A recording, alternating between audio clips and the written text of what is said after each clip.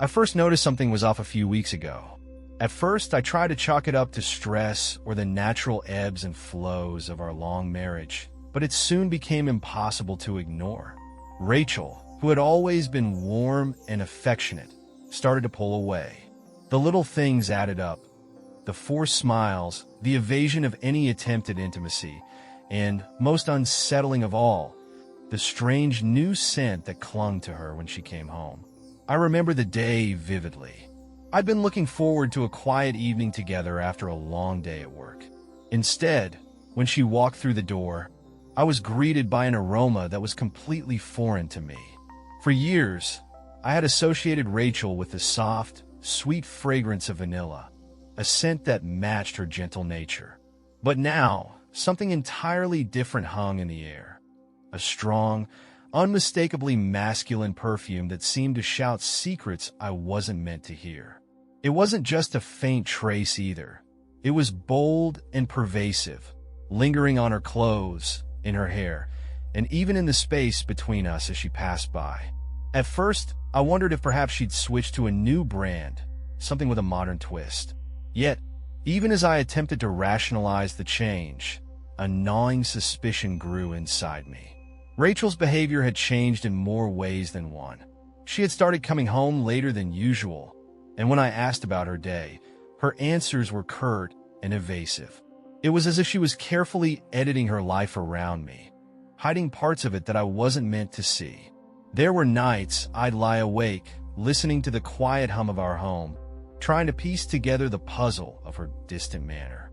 I'd catch glimpses of her talking in hushed tones on the phone, her voice low and urgent, as if she were discussing something secret. I remember one evening when I sat at the kitchen table, a half-finished cup of coffee cooling in front of me, and I couldn't shake the feeling that every tick of the clock was counting down to an inevitable confrontation. The more I observed, the more I began to question if our life together was built on a foundation that was slowly eroding under the weight of unspoken truths. Every time she arrived home, I found myself studying her closely. I noted the subtle changes, the way she avoided my eyes, the fleeting expressions that hinted at a hidden turmoil. There was a time when her laughter filled our home, a sound that once warmed my heart and assured me that everything was as it should be. Now, that laughter was replaced by silence and a kind of reserved detachment that left me feeling more like a stranger than a husband. It wasn't just her demeanor either. The scent that clung to her was constant, even on days when I expected nothing out of the ordinary. I began to wonder if it was meant to mask something else, a secret, a lie, or perhaps the presence of another. I tried to bring it up casually, to ask if she'd changed her perfume or if there was something different about her day-to-day routine. But each time I did, she deflected the conversation with a tight smile and a vague reassurance that nothing was amiss. Yet, the scent and the behavior both screamed otherwise. I found myself spiraling into a mental debate. Could it be that I was simply overthinking the situation? Was I projecting my own insecurities onto a relationship that had once been solid and reassuring? Every part of me wanted to believe that there was a logical explanation, a new work project that kept her out late, a temporary phase brought on by stress. But then the evidence kept piling up in the quiet moments of our home. The uncharacteristic lateness, the furtive glances toward the door, and the lingering, overpowering scent that defied any simple explanation. One night, I decided to stay awake after she had finally gone to bed. I lay in the darkness, replaying the day in my mind, trying to find a clue that would explain her behavior. My thoughts wandered to a conversation I'd had with a friend recently, someone who had mentioned that sometimes a change in routine could be a sign of something deeper. It was a small seed of doubt that quickly grew into a thicket of suspicion. I recalled the odd receipt I'd found tucked away in her purse, a receipt from a bar I'd never heard of with a date that didn't match the story she'd told me. That tiny piece of paper felt like a crack in the dam, a subtle hint that maybe the life I thought I knew was built on shifting sands. The more I scrutinized every detail of our daily interactions, the more I began to feel like I was living in a parallel universe. Every familiar routine was now tainted by a sense of impending doom. I started keeping mental notes of the times she was late, the moments when she seemed distracted, and even the way her eyes would dart toward the hallway when she thought I wasn't looking. It was as if I was slowly piecing together a jigsaw puzzle, each fragment a piece of a mystery I never wanted to solve. At the same time, I felt a profound loneliness creeping in, a kind of isolation that made me question whether the person I loved was still the same person I had married. The warmth and closeness we once shared were being replaced by a cold distance, an emotional gap that widened with every passing day. I wondered if there was any chance of bridging that gap, or if the secrets that now defined our interactions were already too deeply ingrained. I tried to remind myself that relationships go through phases, that sometimes people need space, but every small sign, every whispered phone call, every trace of that intrusive scent told me a different story. It wasn't just a phase, it was a transformation, and one that I wasn't prepared for. I felt like I was on the brink of discovering a truth that would either mend our bond or shatter it beyond repair. Every evening became a tightrope walk between hope and dread.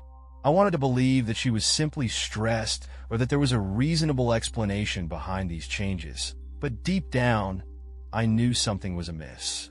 The scent that had once been a part of her identity had morphed into an ominous marker of a new, alien presence in our life. A presence that I couldn't quite identify, but that loomed large in every quiet moment and every unanswered question. Now, as I sit here trying to make sense of it all, I realize that I'm at a crossroads. I'm torn between clinging to the past, the familiar, comforting memories of the woman I once knew, and facing the possibility that I might have been blind to a growing betrayal. The very thought is both painful and paralyzing. I find myself asking whether it's better to confront the truth head-on, regardless of how devastating it might be, or to continue living in this state of uneasy uncertainty. In the solitude of our now silent home, I can't help but wonder what the future holds. I'm left with a trail of questions that seem to multiply with each passing day. Was the new scent simply a misguided attempt to reinvent herself? Or was it a signal of a secret life that had been hidden in plain sight? And if it was the latter, what did that mean for the trust and love we once shared? The answers remain frustratingly elusive, and each unanswered question only deepens the chasm between us. I've reached a point where every detail matters. A missed glance, a delayed answer, the faintest hint of a smile that quickly vanished when I looked too closely. My mind is a battlefield of rationalizations and suspicions, each thought a tiny rebellion against the comfortable illusion of our past life. I know that someday I'll have to face these questions, to demand answers from Rachel or from myself. But for now, I'm caught in a limbo of uncertainty. It's ironic, really. I always believed that trust was the bedrock of any strong relationship. Yet here I am, questioning every facet of our marriage, wondering if the very foundation we built our life upon has begun to crumble. The scent, a constant, unwelcome reminder of change, seems to mock me with every passing day, a silent testament to a reality that I'm desperately trying to understand. I don't know what tomorrow will bring, but tonight, as I write this out in a bid to make sense of the chaos, I realize that I'm no longer the same person I was when we first fell in love.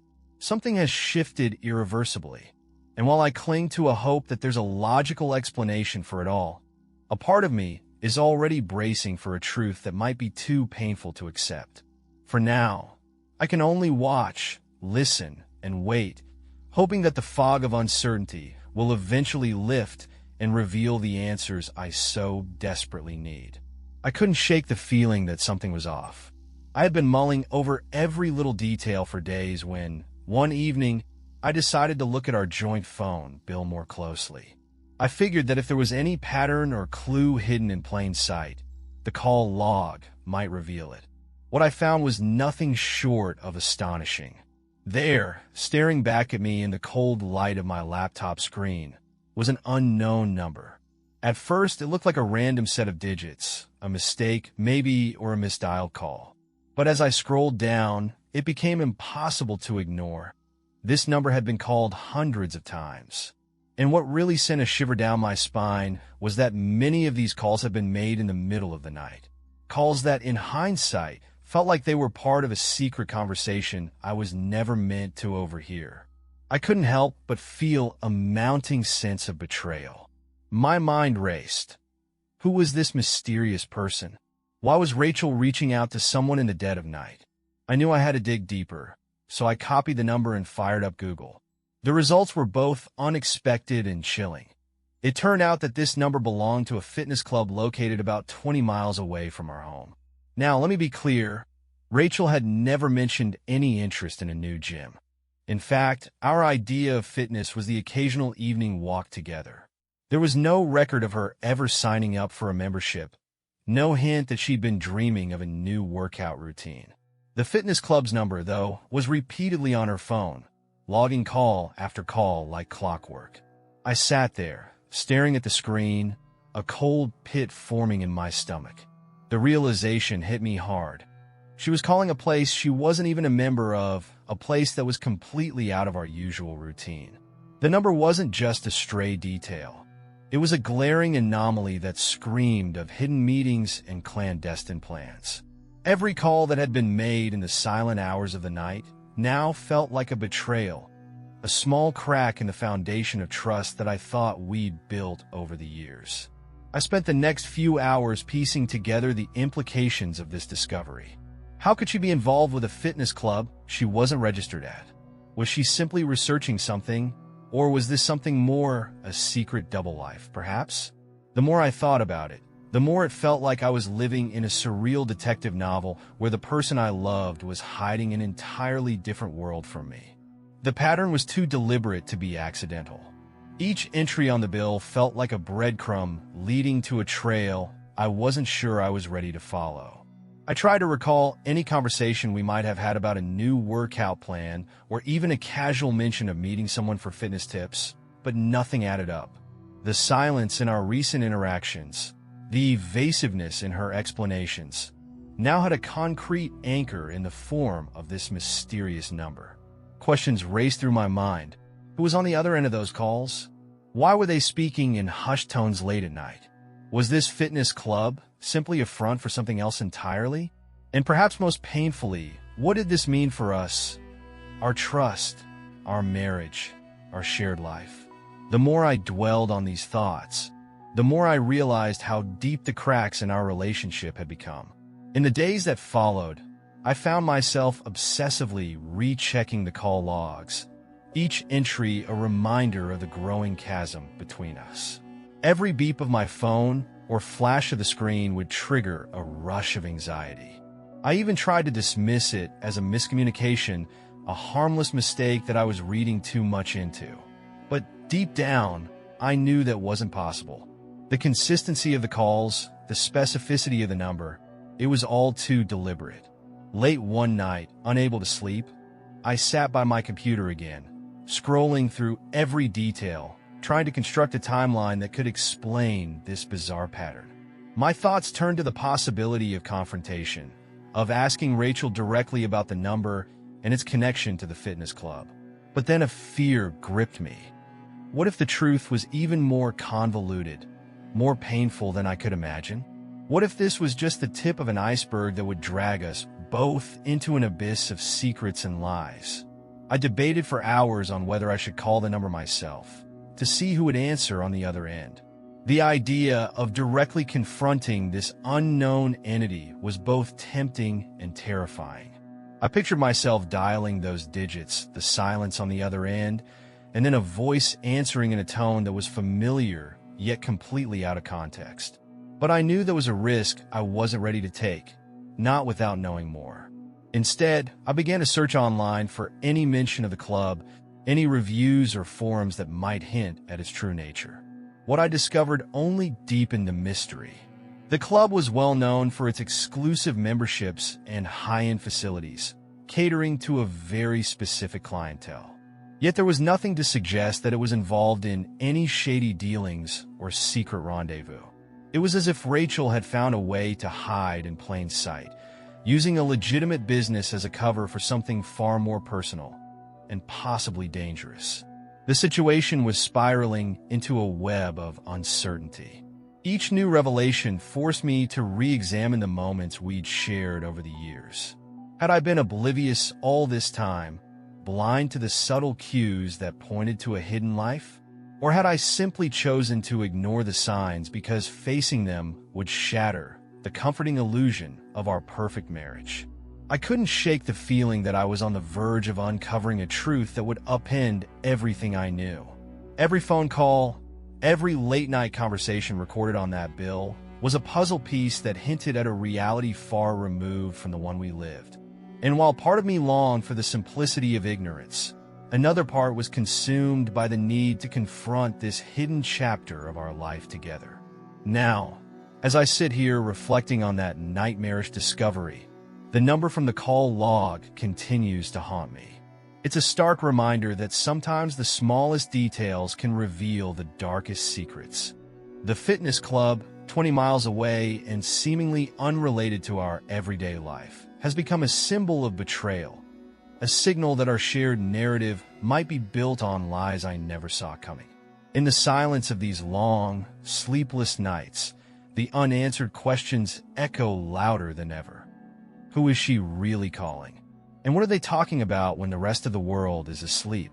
I'm left with a deep sense of foreboding, knowing that this revelation is just the beginning of a tangled journey into secrets, deceit, and perhaps a truth that will force me to confront everything I thought I knew about my marriage. The weight of this discovery presses down on me, and I'm torn between the urge to unearth every hidden detail and the fear of what I might ultimately find. Every call, every late-night whisper on the phone seems to lead me further away from the comforting life I once believed in. And as I grapple with these unsettling questions, I can't help but wonder if I'm already too deep into a mystery that may have no way out. I decided to clear my head by heading to the gym that afternoon, hoping a good workout might distract me from the mounting questions at home. I wasn't really in the mood to sweat out my worries, but I needed a change of scenery. As I walked in, my eyes drifted around, half expecting to see something or someone that would put my mind at ease. Instead, fate had other plans. That's when I saw her. Rachel was by the weight area, laughing easily with a man I didn't recognize at first. My heart did a double take as I realized who he was, Derek, her so-called trainer. I remembered him from a fleeting mention in a conversation, but I'd never imagined seeing him in this context. They seemed completely at ease together, as if they'd been friends for years, sharing a private joke that the rest of US couldn't hear. I stood there, frozen by a mix of disbelief and creeping dread as they moved together through the gym.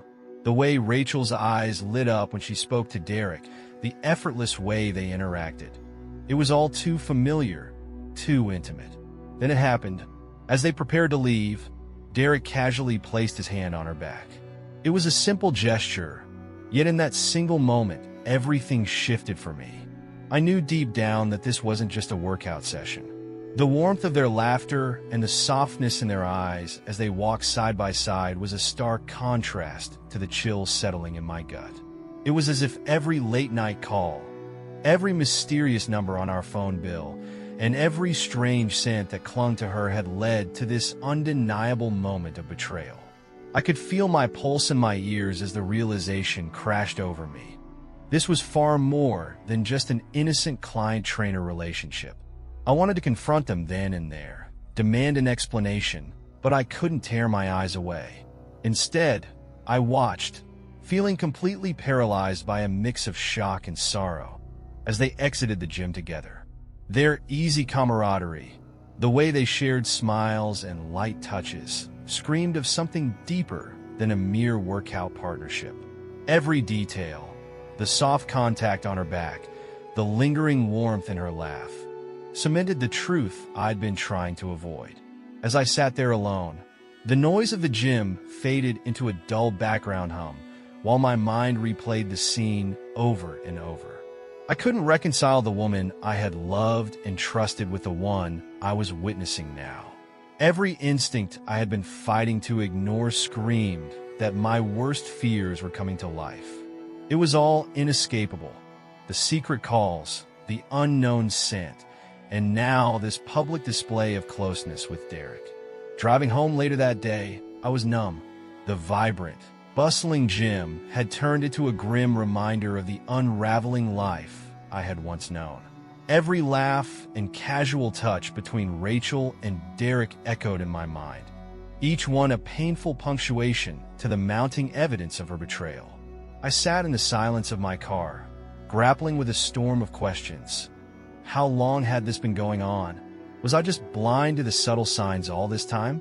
And most painfully, what was it that she had found in him that I couldn't provide? In that quiet, seething isolation, I knew there was no going back. The weight of that single, seemingly innocent gesture was enough to shatter the fragile illusion of trust we had built over the years. I had stumbled upon a truth that was both devastating and irrevocable, and now I was left to pick up the pieces of a life I thought I knew, one painful revelation at a time. I couldn't keep the mounting tension bottled up any longer. That evening, after the gym encounter with Derek, a sight that had already left me reeling, I waited for Rachel to come home. The house was eerily silent, the air thick with anticipation I couldn't quite name. When she finally walked in, I steeled myself and blurted out, "Rachel, what's going on? Who is Derek?" Her reaction wasn't what I'd expected at all. Instead of the angry defensiveness or the desperate attempts to explain, she simply paused for a long moment. Then, with an exasperated sigh that carried an almost practiced nonchalance, she said, "Maybe we should take a break." In that single sentence, the truth hit me like a freight train. There was no quivering uncertainty in her tone, no frantic stammering or excuses, just a calm dismissal that suggested she had already decided our fate long before I had any inkling of trouble. It wasn't an offhand remark, it was a declaration. I felt as though I had been cast in a play where every scene had been meticulously scripted without my knowledge. Every furtive glance, every unanswered question over the past weeks, the strange scent of a masculine cologne, the unexplained late-night calls, suddenly fell into a grim pattern. I tried to press on, to demand some sort of explanation.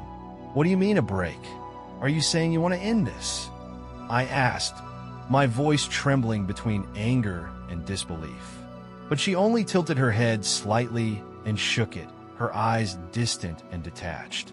"I've been thinking about this for a while," she said, her tone flat and devoid of the emotion I had hoped to see. "Maybe we should take a break." It was as if every clue in our fractured marriage, the evenings spent apart, the secretive phone calls, the easy laughter shared with someone else, had been leading to this moment. I realized then that she wasn't caught off guard by my confrontation. She had been quietly preparing for it. Every gesture and every silence had been a prelude to this very declaration. There was no frantic scrambling for a half-hearted apology or a promise to change. Instead, there was resignation. I was witnessing the deliberate unspooling of a life we'd built together, a slow exit that had been planned long before I had begun to suspect anything was amiss. As I stood there, the words echoing in the stillness of our living room, a cold, creeping clarity settled over me. This wasn't a spur-of-the-moment decision born of a heated argument. It was a calculated move. Rachel's calm acceptance of the situation, her lack of emotion as she uttered those simple words, made it clear she had already made up her mind.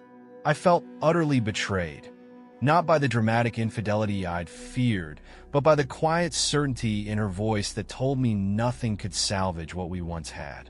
For a moment, the world around me seemed to freeze. I replayed every moment of the past weeks in my head, desperately searching for a hint, a sign that I might have misinterpreted her behavior. But nothing could alter the crushing truth. She had been planning this for a long time. Every excuse she'd offered in the past, Every time she'd brushed off my questions with a distracted laugh or a vague comment about being tired now made sense. They weren't just random mishaps. They were deliberate steps toward her departure. The room felt suffocating as I grappled with the reality of her words. I wanted to shout, to beg her to reconsider, to demand some form of love or loyalty that once defined our relationship.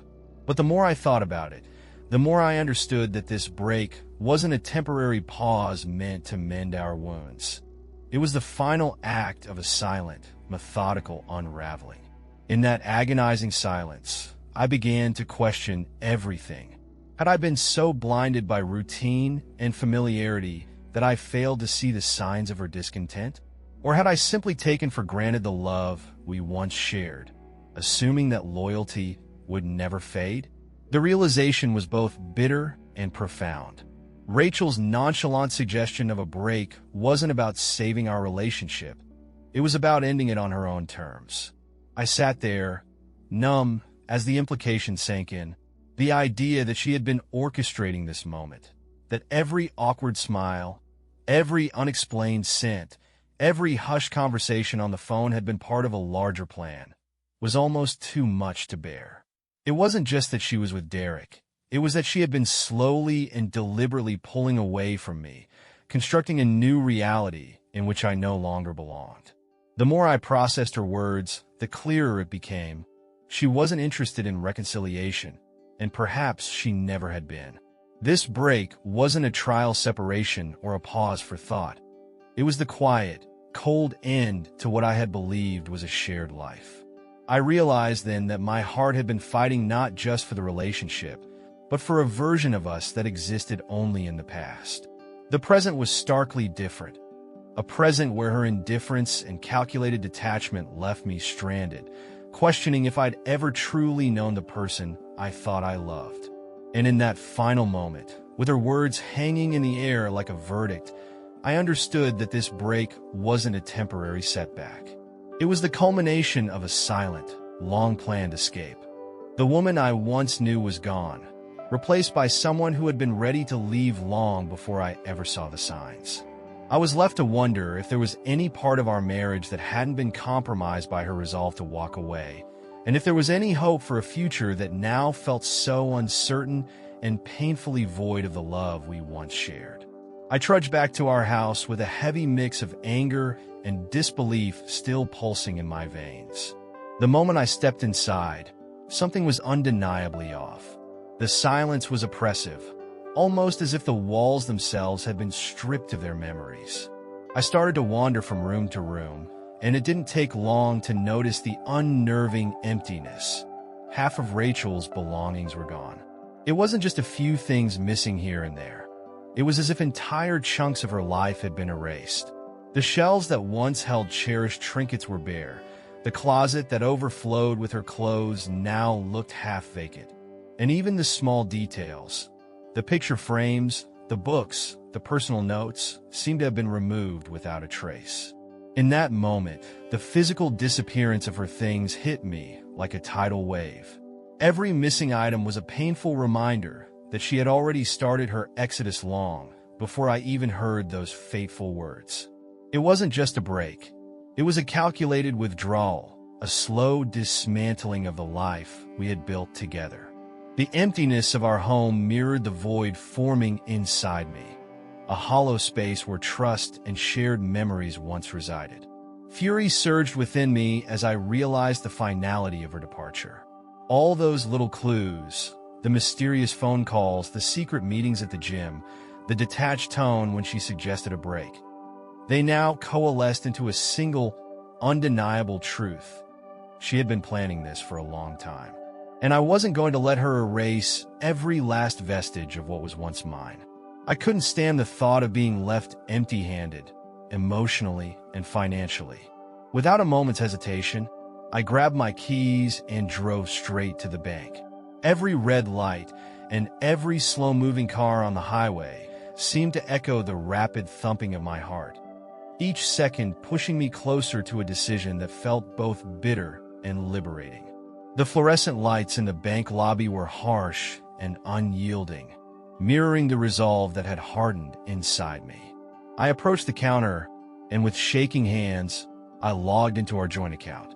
There was over $95,000, money that we had both contributed, money that had once symbolized our shared dreams and plans.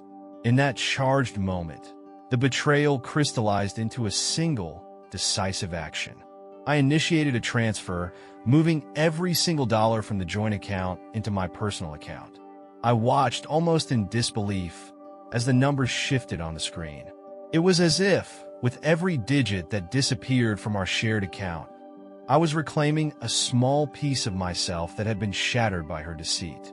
This wasn't merely a financial move. It was a declaration of self-preservation, a counterattack against the quiet demolition of our life together. Sitting in the stark, cold silence of the bank after the transaction, I felt a complex cocktail of emotions. There was relief, a cold, hard relief, that I now had the means to rebuild my life without being dragged down by her choices. There was anger, raw and unfiltered, at the calculated indifference with which she had dismantled our shared existence.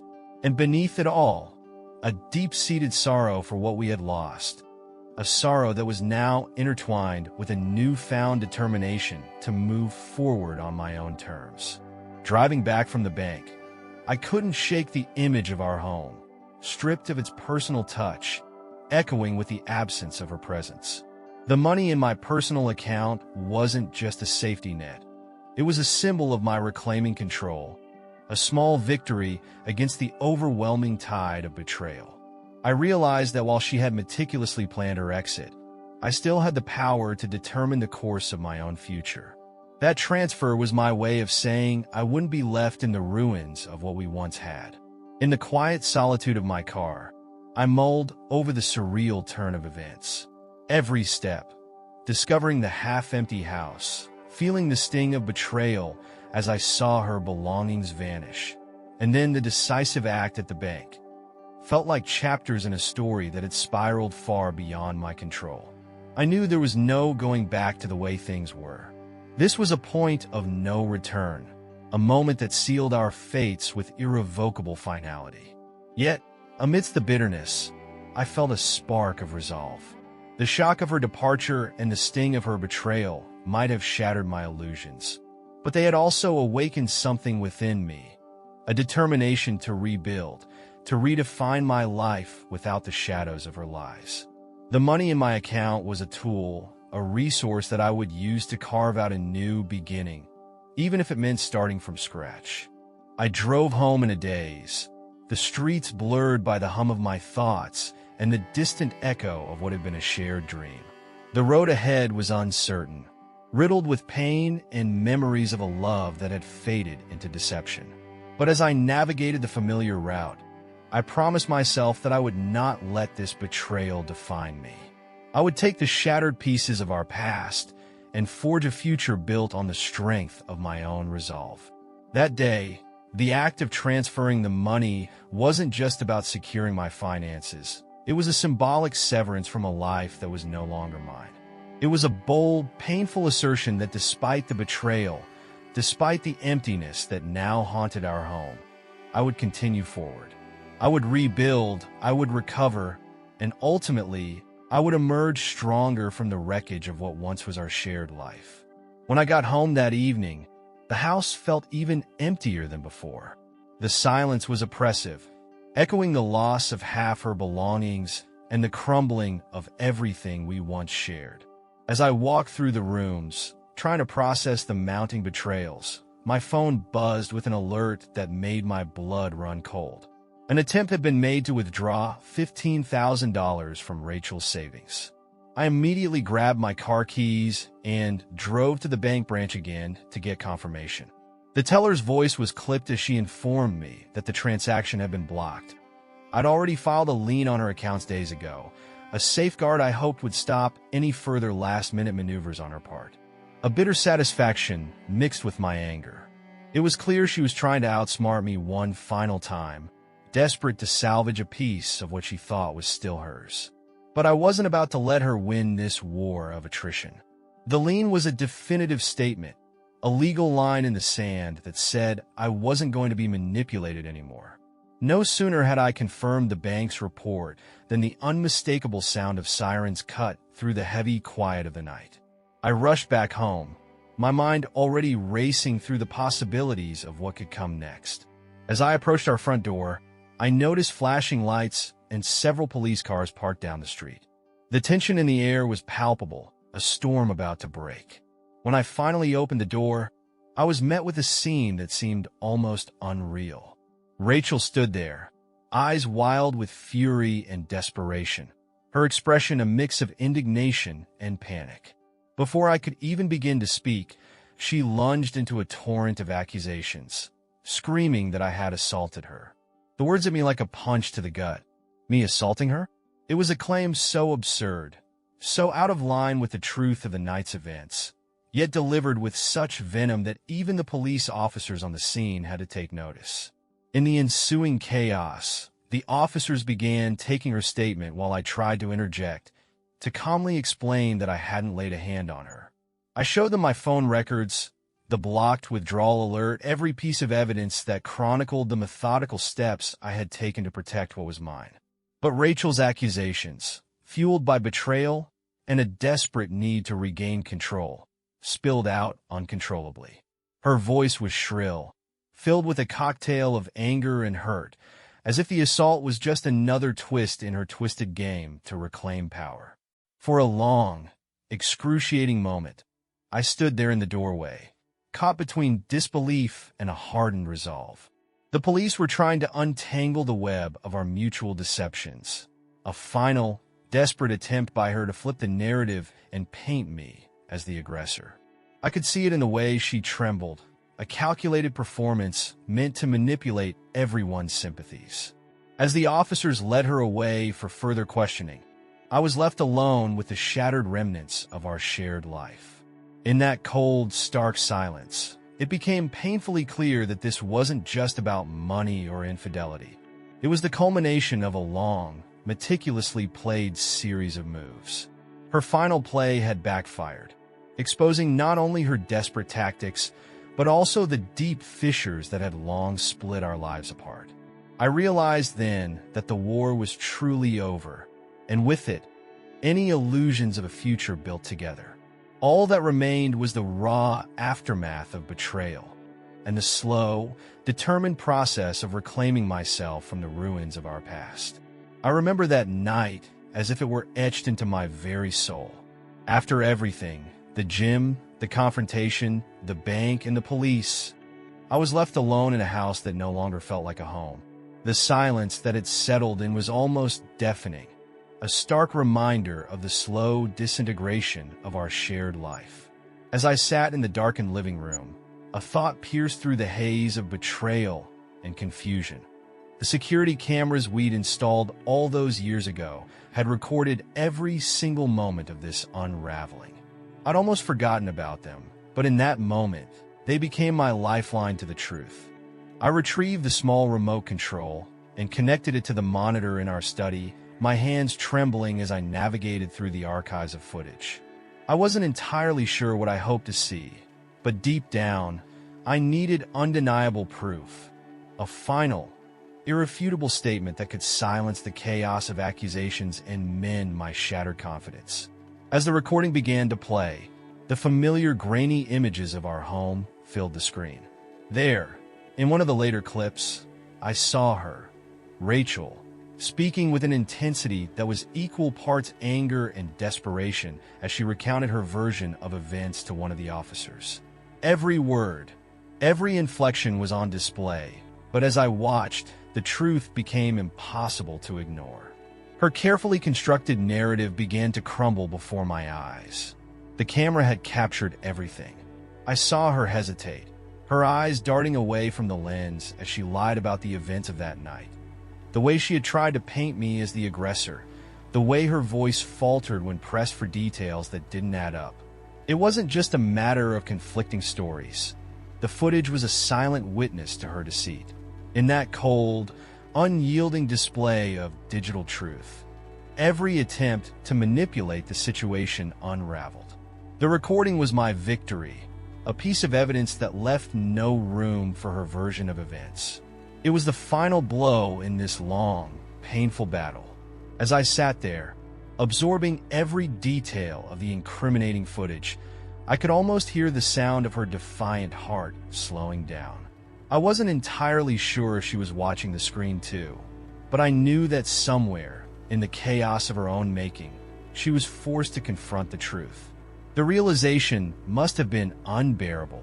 Later, I caught a glimpse of her in the mirror, a fleeting moment as she silently began gathering the rest of her belongings. There was no dramatic outburst, no tearful pleas for another chance. Instead, there was a quiet resignation, a dawning awareness that she had lost everything. The house, now legally and irrevocably mine, stood as a testament to that loss. The money, the shared future we'd once envisioned, was gone. But most devastating of all was the control she thought she wielded over our lives. Now, stripped away, leaving her with nothing but the hollow echo of her failed schemes. I watched her retreat into the depths of our once shared sanctuary, each step measured and devoid of the usual arrogance. The sight was both heartbreaking and oddly liberating. In that moment, I understood that this wasn't a victory of malice or revenge. It was the reclamation of my own life, my own truth.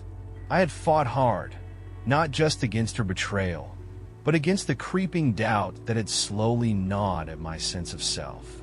And now, with the irrefutable evidence in hand and her control irrevocably shattered, I stood on the other side of the battlefield, battered but unbowed. There was a strange calm that settled over me after I turned off the recording. The storm of emotions, anger, sorrow, betrayal, began to subside, replaced by a cautious sense of resolve. I knew that the road ahead would be long and laced with painful reminders of what had transpired. Yet, for the first time in months, I felt a spark of hope, a glimmer of possibility that I could rebuild my life from the ruins. The final victory wasn't about triumphing over her, but about reclaiming the parts of me that had been lost in the chaos of deceit. In the quiet aftermath, as I sat alone in a house that was now mine in every tangible way, I allowed myself a moment of introspection. Every call I'd tracked, every late-night inquiry, every hidden gesture had led me to this irrevocable conclusion. The security cameras had done what words and accusations could not. They had captured the truth in its raw, unfiltered form. And in doing so, they had set the stage for my future. I realized then that while I had lost so much, a partner, a shared dream, a life once filled with promises, I had also gained something invaluable: control over my destiny. That night, as I prepared to face the uncertain days ahead, I knew that the chapter with Rachel had closed in a way that left no room for reinterpretation. She had lost everything: her home, her money, her grip on the narrative, and with it, her ability to manipulate the situation any further. And I, standing amidst the remnants of what was once our life together, found a bittersweet solace in the truth. It was the final victory, a painful, hard-won triumph that now paved the way for a future defined not by betrayal, but by my own steadfast resilience and the promise of a new beginning.